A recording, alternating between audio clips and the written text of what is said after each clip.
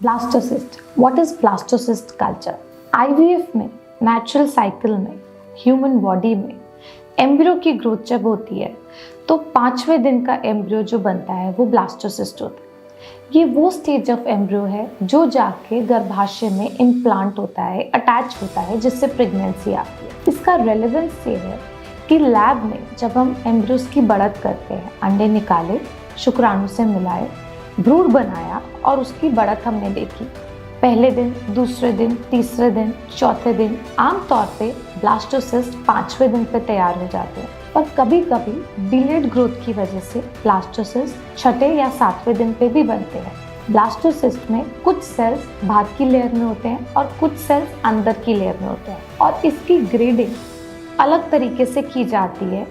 तो इसके साइज के हिसाब से, बाहर की लेयर के हिसाब से और अंदर की लेयर के हिसाब से जितना अच्छा ब्लास्टोसिस्ट होता है उतनी अच्छी उसकी पोटेंशियल होती है इम्प्लांट करने की और अच्छी प्रेगनेंसी आउटकम देने की। तो कोशिश ये रहती है कि सारे एम्ब्रियोज का ब्लास्टोसिस्ट कल्चर किया जाए, यानी एम्ब्रियो को लैब में 5वें दिन तक की बढ़त देने का प्रयास किया जाए। इसके लिए कभी कभार तीसरे दिन पर मीडिया, यानी जो फ्लूइड जिसके अंदर एम्ब्रियो की ग्रोथ हो रही होती है उसको चेंज किया जाता है, या फिर सेम मीडिया को ही कंटिन्यू करके 5वें दिन की बढ़त देखी जाती है। पर ब्लास्टोसिस्ट बनेंगे या नहीं बनेंगे ये निर्भर करता है कि एम्ब्रियो की क्वालिटी कैसी है, मात्रा कैसी है।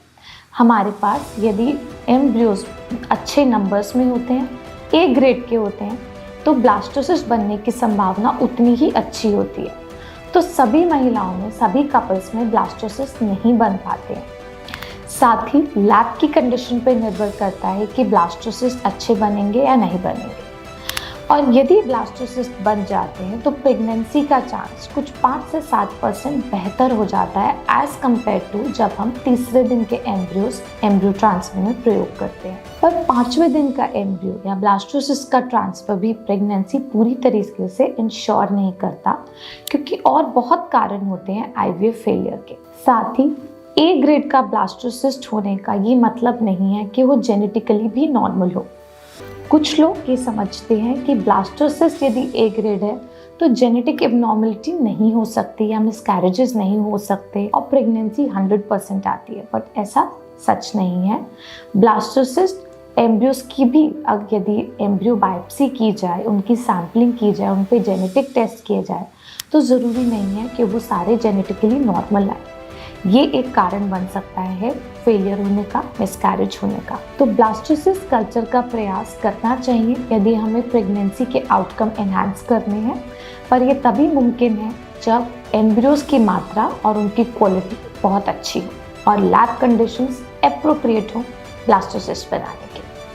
आप जो भी आईवीएफ सेंटर का चयन करें, ज़रूर मालूम करें वहाँ पे ब्लास्टोसिस्ट का रेट क्या है, वो लैब क्वालिटी को दर्शाता है।